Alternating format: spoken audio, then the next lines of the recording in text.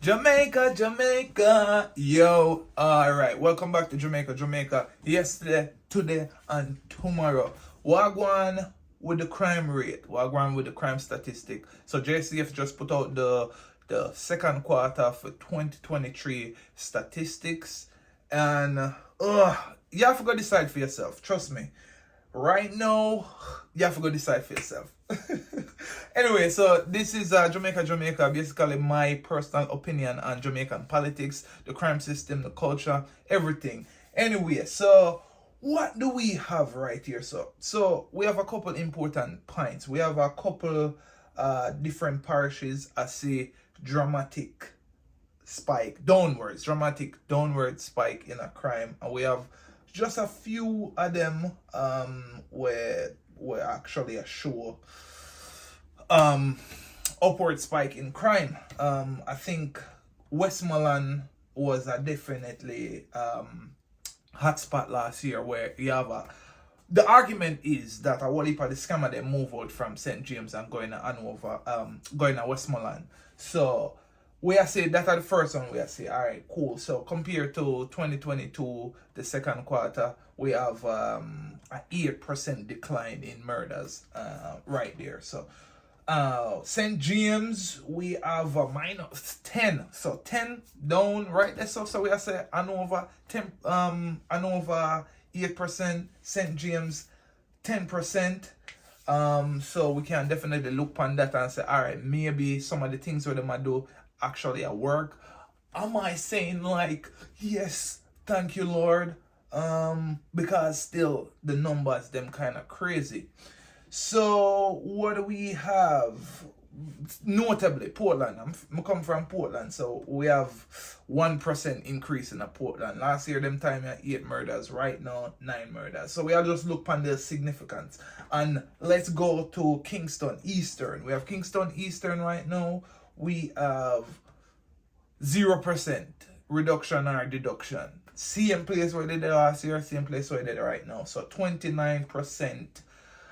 29 murders in Eastern Kingston last year, 29 murders right now. So no increase, no decrease. Central Kingston, small decrease. We have 8% decrease in Central Kingston, where we are looking 13 murders last year, them time here, 22 murders this year. Western Kingston, we have a 7% increase right there. So St. Andrew South, -4. So you can actually see some of the areas where the crime decrease and some are stabilize, So one important part is St. Catherine. St. Catherine is like the sore spot. So we have 24% decrease. So last year them time we have 86 murder in St. Catherine. Right now 62. So that is a 24% decline in murders over the side there. Yo, it's crazy. St. Catherine South, similar story, but not as much. St. Catherine South again, where we have 59 murders this year compared to 72 murders last year. So that is a 13% decrease in the crime.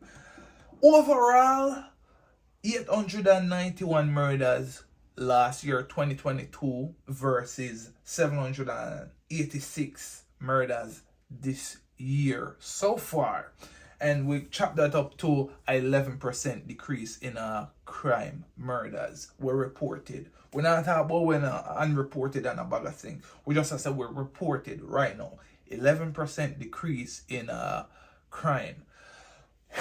It is a good start. It is a good start. 11% decrease, because me is one of the youth them where I said Brand Jamaica, and I always promote, and I tell me Virgin them say, yo, 2023 is going to be a critical year for Jamaica crime because of the new legislation where the government passed last year, which is the 15-year minimum for crime.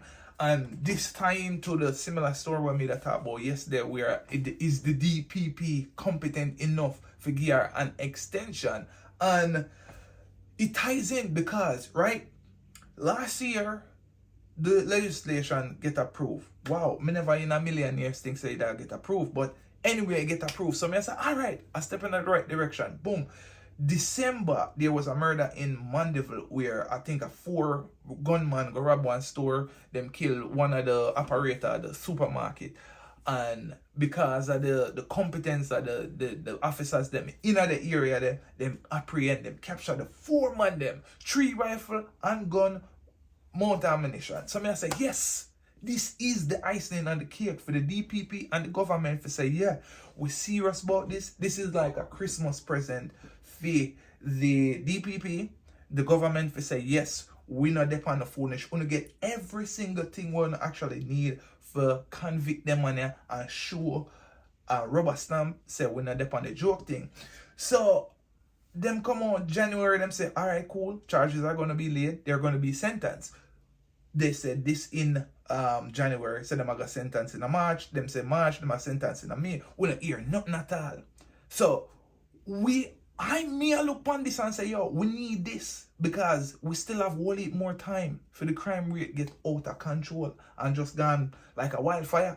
So if them actually get this and convict them 3 or 4 of them and publicize this, get the media for run with it, this is gonna be a serious damper in the crime situation, and I feel like it go even trample the crime down way more. 11% it okay, but still 786 people murdered in Jamaica at this point. That is crazy. It's a good start, but if them now take control of the situation and send a clear signal to the criminal, them it go get out of control. But as we stand, second quarter from January to July, 11% down is a good start, but me not go hold no devotion and you know what I mean? But anyway, so that's where we were yesterday. This is where we are today, 11%.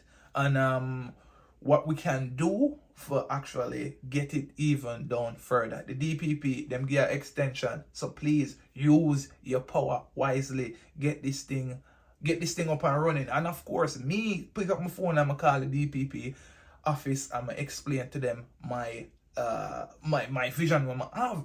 And all them could say is give me an email and say, you know what, email the DPP and then we'll get response. It's almost like it was like a hostage situation. I ask question because I know how important it is for the crime thing solved in Jamaica, for the economy grow, for the country be more prosperous. That's the number one thing we hold on Jamaica right now. So anyway, so big up on yourself. As of now, 11% down, 11% down versus last year. So I'm gonna put the link in the description, and thanks again for tuning in. I'm gonna see you tomorrow again.